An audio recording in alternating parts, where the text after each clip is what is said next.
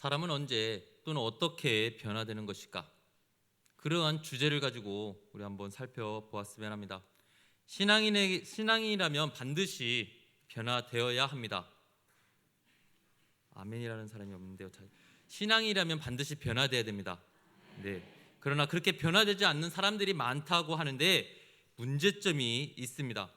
왜냐하면 사람들은 주님을 믿고 그분 안에 살아가고 있음에도 불구하고 그렇게 변화되지 않는 것이 왜일까? 예수님을 믿는 사람들은 당연히 날로 새롭게 변화되어야 되는데 왜 바꿔지지 않는 그런 삶을 살고 있는가라는 것입니다. 제가 보기에는 성도들은 이제 좀 변했구나라고 싶으면 늘 다시 제자리로 돌아가는, 어떻게 보면 다람쥐 쳇바퀴 돌듯이 똑같은 행동을 계속 반복하고 있습니다. 정말 변하지 않는 그러한 부분은 그 사람의 기질, 그 사람의 삶의 습성, 그 사람의 인격, 이런 것들이 변하지 않기 때문에 그 사람이 바꿔지지 않는 것이죠. 오늘 본문을 묵상하면서 사람은 정말 변화되는 것인가? 거기에 초점 맞추고 하는 질문이 아니라 우리는요, 사람은 어떻게 변화될 수 있는가가 아니라 정말 변할 수 있는가가 아니라 사람은 어떻게 변할 수가 있는가? 어떤 방법을 통해서 변할 수가 있는가? 거기에 초점을 맞추고 성경을 보았으면 합니다. 사람은 어떻게 변화될 수 있을까요? 두 가지 깊은 뜻이 담겨져 있습니다. 그 첫 번째로 우리 한번 보도록 하겠습니다. 사람은 어떻게 변화될 수 있는가? 첫 번째, 시작. 주님과의 만남을 통한 변화입니다. 오늘 본문 말씀은 이방인의 사도로 교회를 핍박했던 사울에 대한 내용입니다. 사울을 부르시는 장면에서 우리가 깨닫게 하시는 교훈은 이것입니다. 인생들은 우리 주님을 만나면 변화가 됩니다. 인생들은 우리 주님을 만나면 변화가 됩니다. 그런데 회심장으로 알려졌던 이 사도행전 9장이 우리에게 정확하게 그 면을 확실하게 보여주고 있는 면이 뭐냐면 예수님을 믿는 자를 핍박하던 사울이 예수님을 만남으로써 바울로 새롭게 변화되는 모습을 보게 됩니다. 그 변화된 모습은 주님을 만났을 때 인생의 죄의 자리보다도 강하기 때문에 그분이 은혜를 베풀어 주시고 그분의 은혜로 품으시면 녹아내리지 않는 인생이 없듯이 우리는 그렇게 변할 수가 있는 것이죠. 성경이 강조하고 있는 바는요, 1차적으로 가장 변하기 힘든 사람이라 할지라도 주님께서 주님 앞에 마치 초를 키면 촛농이 흘러내리듯이 우리는요, 그 흘러내리는 그것처럼 우리는 녹아질 수밖에 없는 것입니다. 사울이 가지고 있는 것 때문에 주님이 그를 불렀다? 그런 식으로 우리가 바라봐서는 안 된다는 것이죠. 사울이 세상적으로 매우 탐나는 조건들은 가지고 있었습니다. 그것이 사실입니다. 그렇죠. 그만큼 배우고 그만큼 위대한 삶 살았던 사울. 그런데 이러한 것들이 주님이 그를 부르시는 조건이 되었다? 그렇지 않다는 것입니다. 그에게 아무런 인간적인 스펙이 많다 할지라도, 그에게 어떤 의로움이나 사역을 통해서 자질을 잘 갖추었다라 할지라도 주님은 그를 만나 주시는 이유가 거기에 있지 않는 것을 보게 됩니다. 오히려 사도행전 9장에서 극적인 방식으로 사울을 부르신 이유는 이제 본격적으로 시작하는 이방인 선교의 사역을 맡을 사람이 누구인가? 돌아설 가능성이 전혀 희박한 사람을 세워야 되겠는데 그 사람은 누군가라고 유심히 바라보게 되는 것이죠. 지금 하나님께서는 기독교 역사상에서 가장 중요한 한 인물을 발탁하고 계십니다. 여러분 같으면 어떤 사람을 택했을까요? 여러분 같으면 아마도 반듯하고 능력 있는 사람, 적어도 기독교에 대해서 호의를 가진 사람, 그런 사람들을 골라서 부르면 좀 합당하지 않을까요? 그런데 하나님은 의외의 인물을 선발하고 계십니다. 우리의 상식과 통념을 깨고 오히려 교회를 향해서 살기가 등등한 그러한 사람을 부르시고 계십니다. 그는 철두철미하게 소신을 가지고 교회를 박해했던 사람입니다. 캠벨 몰간이라는 설교자가 이 9장 1절 말씀에 중요한 단어 하나를 주목하고 설교를 합니다. 그는요 1장 9절 말씀에 여전히라는 단어가 나옵니다. 여전히. 사울은 이전에도 그랬듯이 지금도 여전히 살기가 등등하여서 교회를 핍박하던 사람이었습니다. 초지일관된 자세로 교회를 핍박하는 것을 사명으로 붙잡고 살아왔던 그러한 자입니다. 교회를 핍박하는 일에 목숨을 건 사람입니다. 그런데 왜 그 목숨을 걸었던 그 사람에게 하나님은 왜 이러한 일을 맡겼었을까? 그러냐 세상적으로 본다면 비겁한 겁쟁이가 아닙니다. 용기 있는 지성 가지고 행동하는 양심을 가지고 바르게 살고 있었던 그였습니다. 십자가에 달린 예수는 메시아일 수 없다. 그 사실이 진리다라는 것을 그는 믿고 살았던 사람이었습니다. 그래서 교회를 핍박하게 되었고 그 정당성을 확보하고 있었습니다. 그는 과거에 스데반을 죽이는 일에 참여했던 사람이었으며 또한 이제도 예루살렘에서 한 6일 정도 떨어져 있던 그런 다메섹까지 가가지고 예수 믿는 사람들을 잡아들이기 위해서 그곳까지 갔던 행동적인 그런 사람이었습니다. 그는 여전히 교회를 핍박했던 대적자요 또는 원수였다는 것이죠. 그런데 하나님께서 그런 사람을 불렀습니다. 참 이상하죠. 제가 이렇게 얘기하면은 잘 못 알아듣는데 제가 좀 쉬운 얘기로 한번 설명해 보겠습니다. 미국의 FBI 최고 사령관을 뽑습니다. 이제 추천을 해서 뽑는데 미국의 쌍둥이 빌딩을 무너뜨렸던 빈 라덴, 이제 죽었지만 그 빈 라덴을 FBI 총사령관으로 세운 것입니다. 이 얼추상타는 얘기죠. 여러분 한번 생각해 보세요. 그게 무슨 얘기야? 그럴 수 있어? 절대 불가능한 일입니다.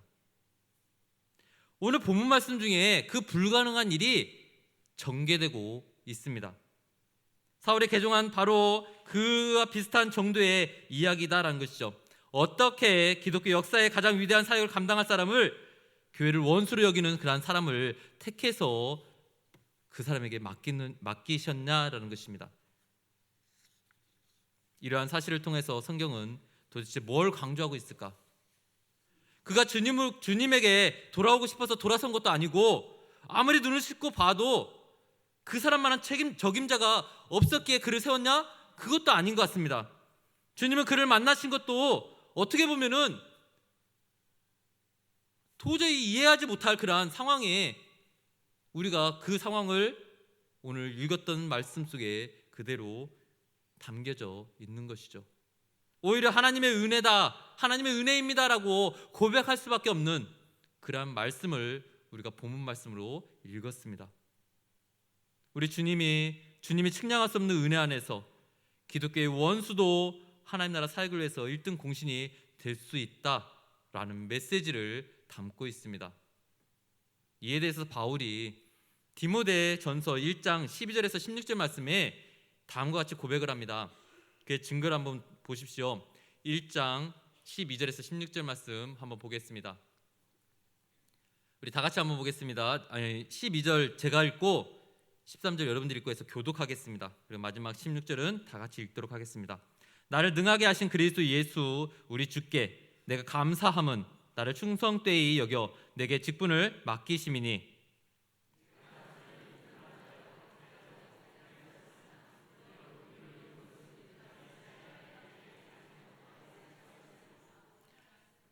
우리 주의 은혜가 그리스도 예수 안에 있는 믿음과 사랑과 함께 넘치도록 풍성하였도다.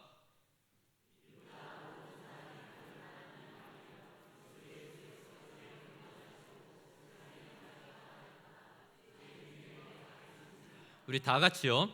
그러나 내가 긍휼을 입은 까닭은 예수 그리스도께서 내게 먼저 일체 오래 참으심을 보이사 후에 주를 믿어 영생 얻는 자들에게 본이 되게 하려 하심이라.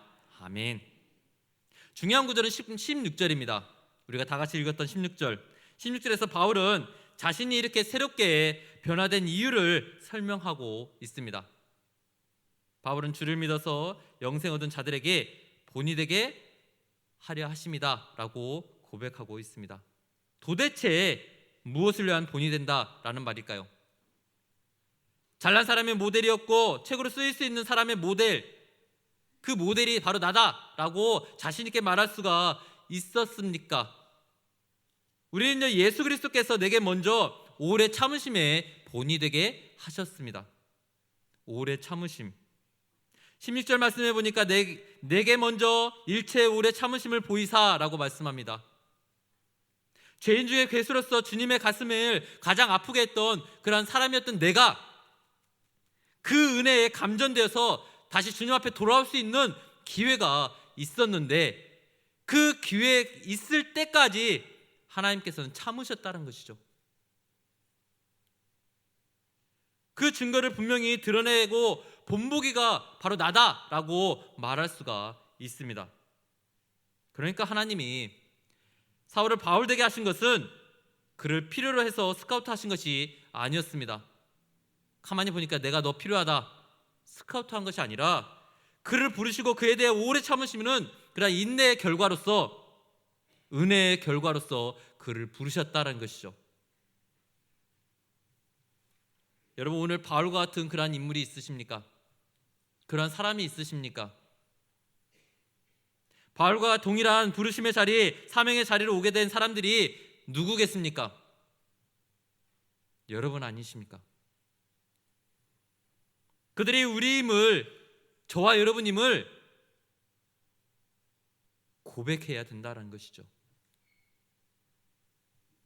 우리가 주님 앞에 나온 것은 우리들이 몸된 교회를 섬기는 직분을 감당하기 위해서, 특별히 내가 좀 잘나서 골라서 나를 이렇게 세워주신 것이 아니라 아무것도 할 수 없었던, 아니 아무것도 할 수 없는 게 아니라 오히려 핍박했던 사람이었던 나를 들어 쓰셔서 하나님의 귀한 자녀로 삼아주셨다는 것, 하나님의 인내심이 아닌가 생각해 보게 됩니다. 인내의 작품이요 은혜의 결과입니다. 내가 그것을 할 수 있어, 내가 그건 내가 나에게 맡기면 내가 해보겠어, 그게 아니라 이 모든 일을 주님께서 하셨다는 것이죠. 또한 우리의 근거나 우리의 자질로 인한 것이 아니었습니다. 이러한 부분을 잘 알게 해주는 구약의 선지자가 한 분 나오는데 바로 요나입니다. 우리가 잘 알고 있는 것처럼 요나는 하나님의 명령을 어기고 니느웨로 가지 않고 반대로 다시스로 가는 배를 타게 됩니다. 그거로 인해서 하나님의 심판이 임하죠. 그리고 결국은 바다에 던져서 죽게 되었습니다. 그런데 기적적으로 하나님이 예비하신 물고기 뱃속에 들어가게 됩니다. 거기서 요나는 자신을 되돌아보게 되죠.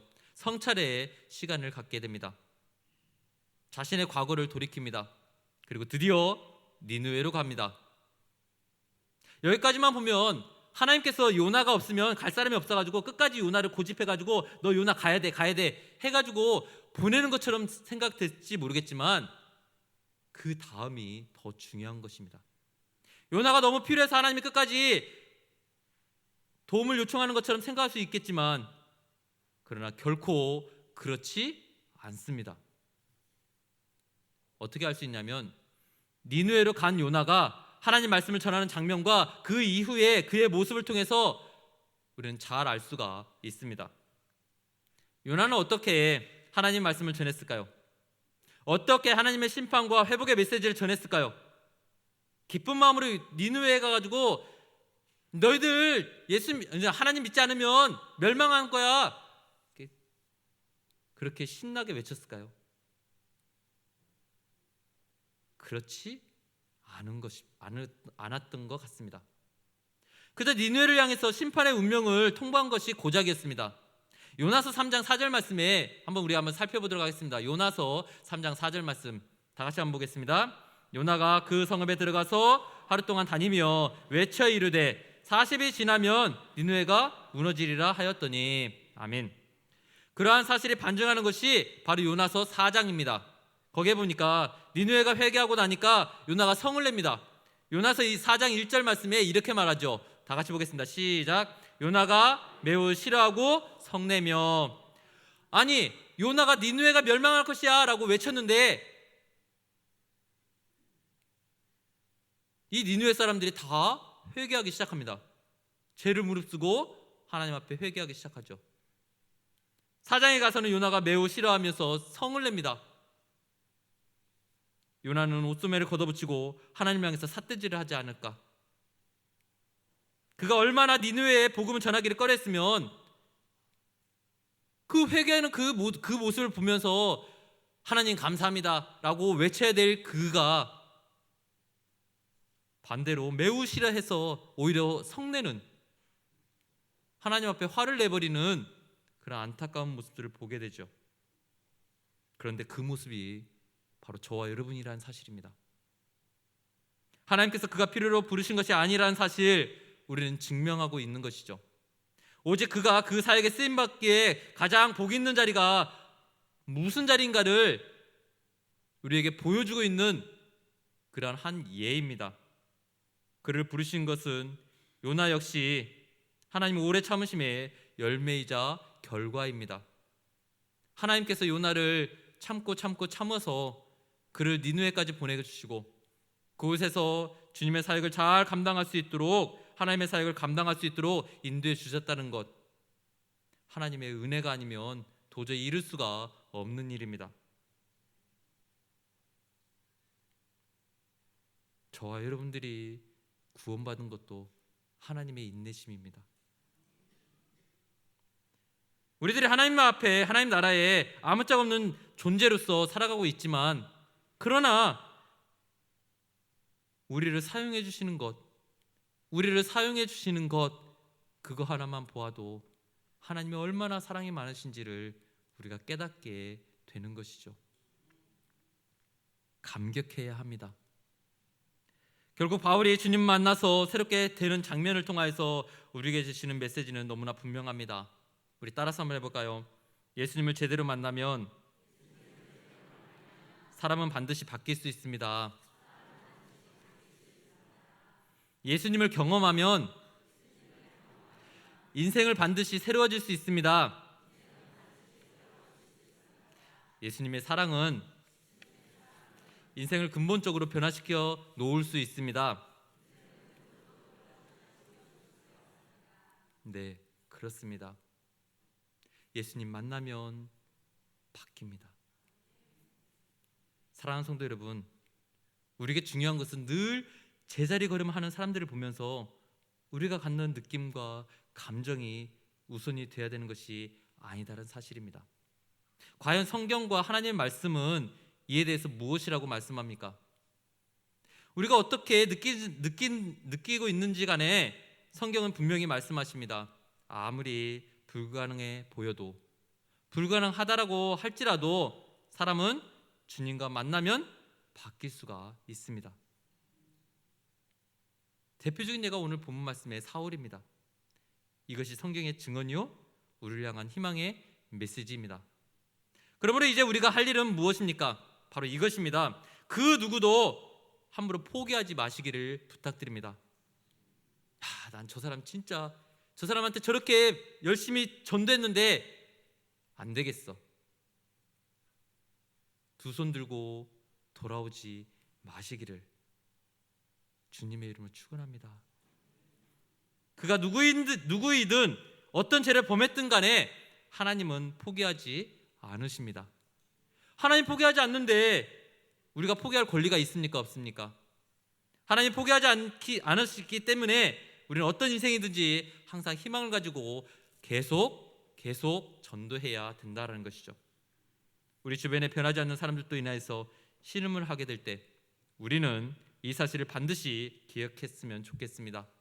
여러분, 포기하지 마십시오. 포기하지 마십시오. 하나님이 포기하지 않는데 왜 우리가 포기합니까? 하나님께서는 포기하지 않는 것처럼 우리를 포기하지 않는 그런 인내의 그런 모습이 있기를 하나님께서는 원하시고 계십니다.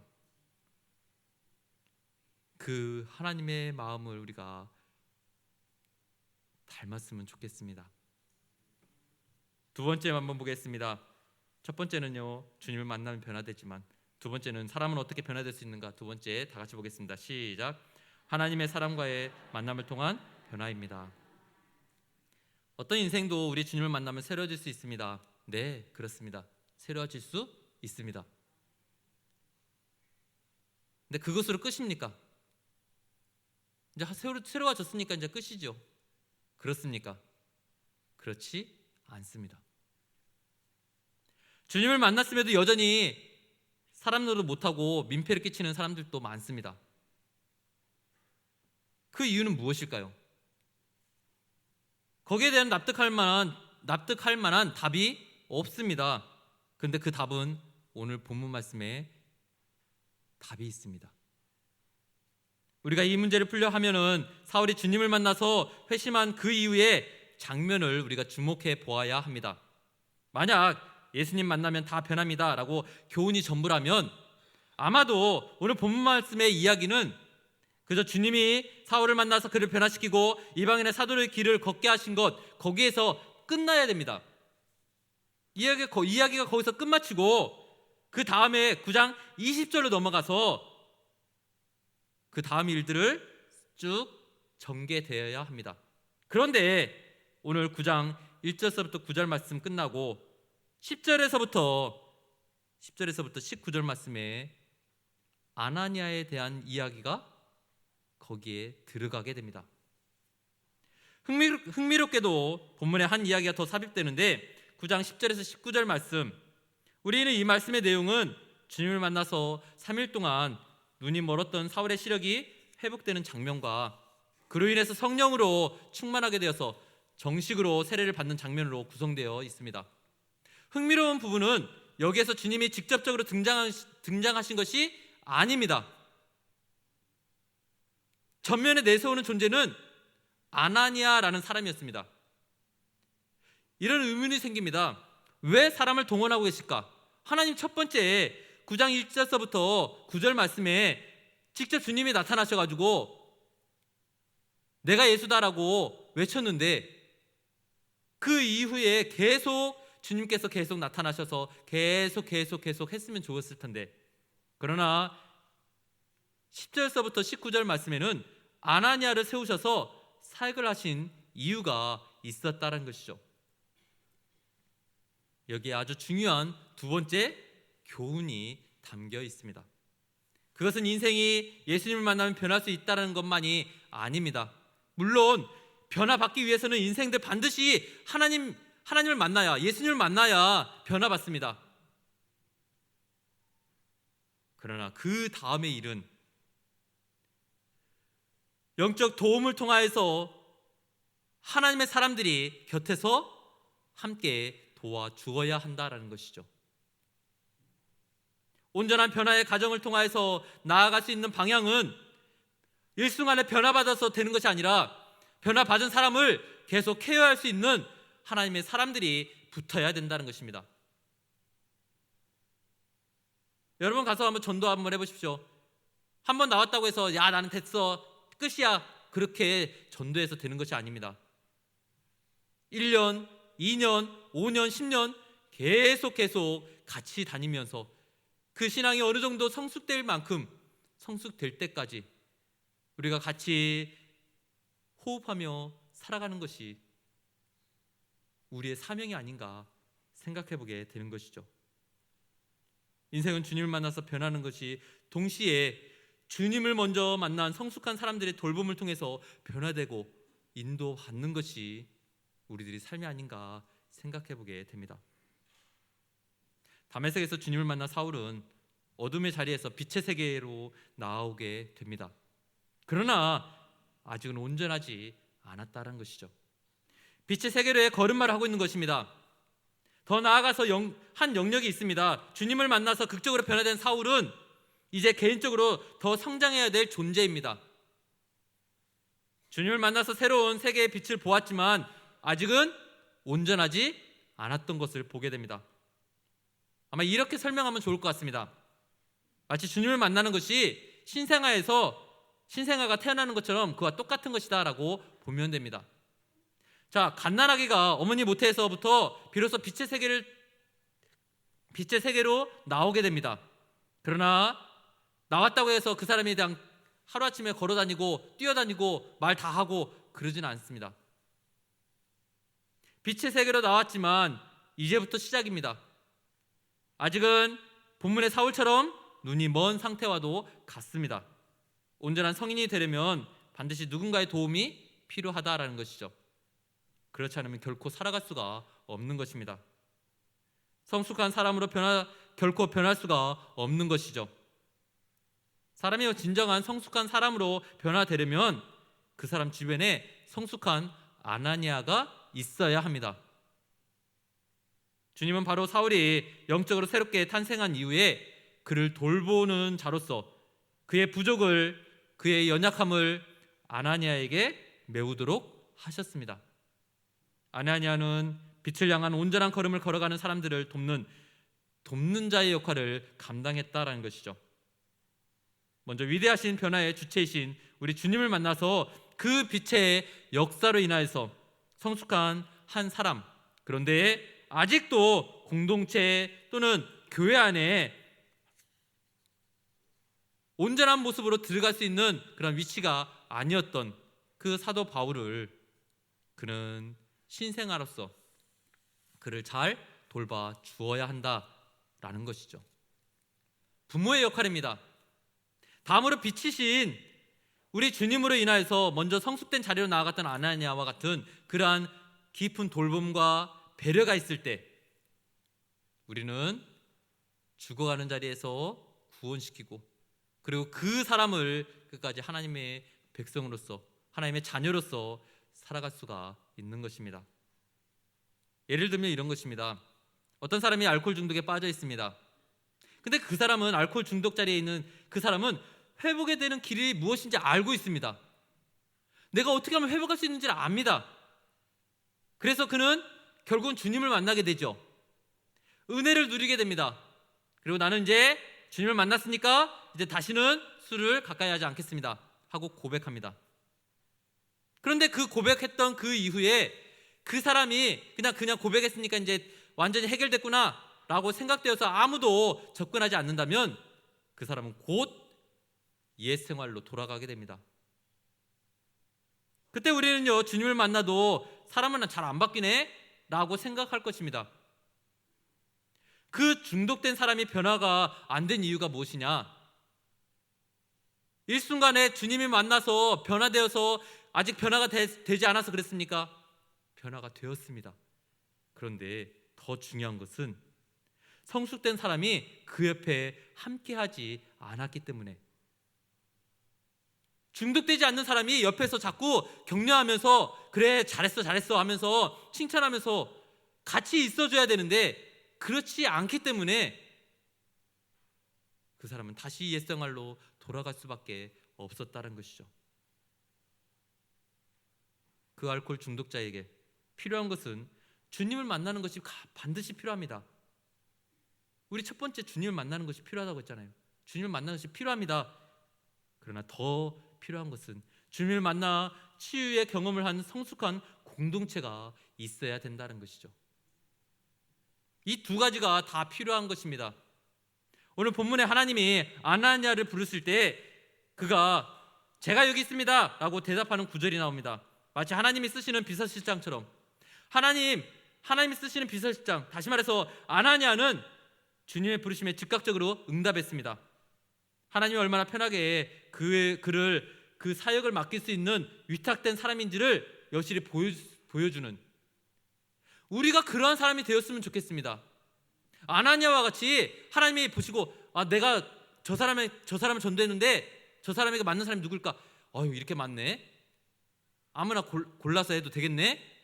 그렇게 돼야지. 이 사람들 중에서는 없네. 다른 사람 한번 찾아봐야겠네. 그러면 안 된다는 것이죠.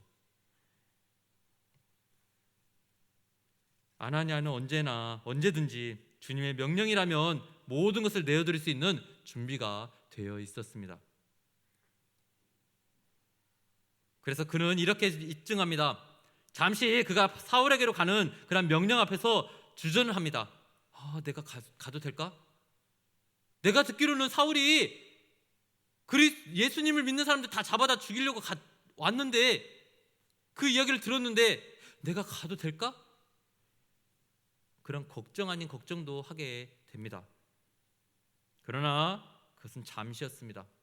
그가 사울에게 하는 명령 앞에서 주저하지 않고 즉시 마음을 고쳐먹고 순종하는 모습을 보게 됩니다. 여러분도 순종할 수 있기를 주님의 이름으로 축원합니다. 그에게 가서 그를 형제로 대접해주고 그의 눈을 열어줍니다. 그리고 사울에게 멘토가 되어줍니다.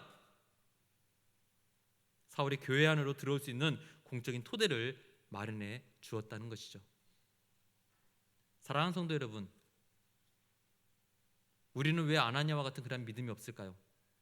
우리는 왜 아나니아와 같은 그러한 순종이 없을까요?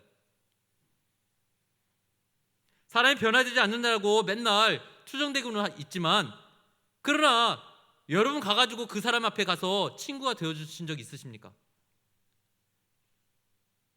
성의 없이 만나주셨기 때문에 그냥 가서 그냥 인사만 하고 돌아왔기 때문에 그런 모습은 아닙니까? 우리를 시시하게 만나주시고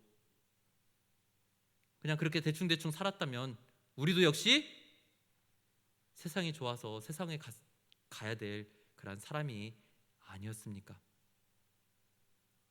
우린요, 하나님이 특별히 우리를 사랑해 주시고 우리와 더불어서 함께 신앙생활 할 수 있는 지체들을 허락해 주신 것을 감사를 드려야 됩니다. 예수님을 만난 것만으로도 되는 것이 아닙니다. 계속적으로 예수님을 만나게 해주신 사람이 있어야 된다는 것이죠. 그래야 변합니다. 그래야 변합니다. 아나니아와 같은 사람이 있어야 우리가 변할 수가 있습니다. 주님, 내 남편은 왜 변하지 않을까요? 내 아내는 왜 변하지 않을까요? 주님, 우리 가족은 왜 변하지 않을까요?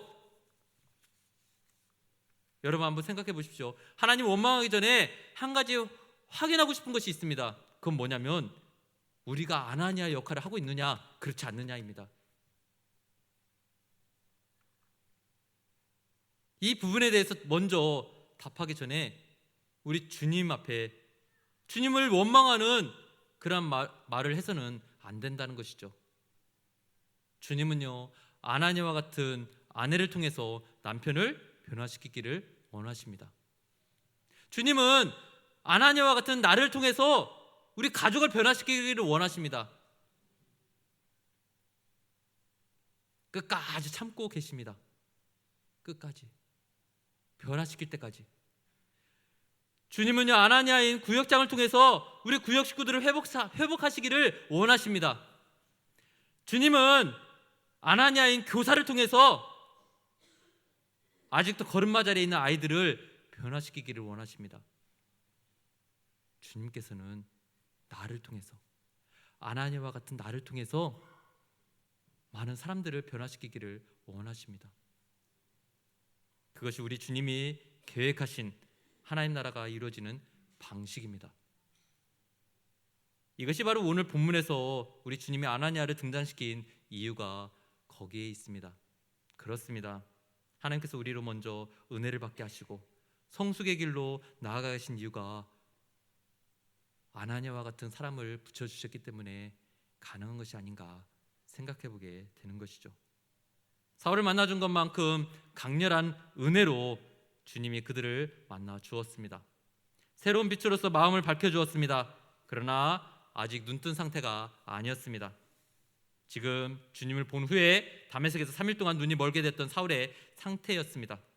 이제 전면에 나서서 일할 사람들을 찾고 있습니다. 누구겠습니까? 누가 아나니아와 같은 사람이 되겠습니까? 바로 우리들입니다. 저와 여러분들이 아나니아와 같은 사람이 되어서 가서 친구가 되어주고 가서 같이 동행하고 같이 믿음의 성숙된 일들을 행함으로써 우리가 기꺼이 그 일에 감당할 수 있기를 주님의 이름으로 축원합니다. 마치 더 깊은 진리의 빛을 위해서 내가 아나니아가 되어서 사울에게로 나갑니다 라고 외치듯이 우리가 그렇게 살았으면 참 좋겠습니다. 말을 마치겠습니다. 사람은 언제 변화됩니까? 첫 번째, 주님을 만나야 변화가 됩니다. 동시에 주님을 만난 성숙한 사람을 만나야 변화가 됩니다. 그 성숙한 사람이 제가 여기 있습니다라고 손을 들 수 있는 저와 여러분 되시기를 주님의 이름으로 축원합니다. 기도하겠습니다.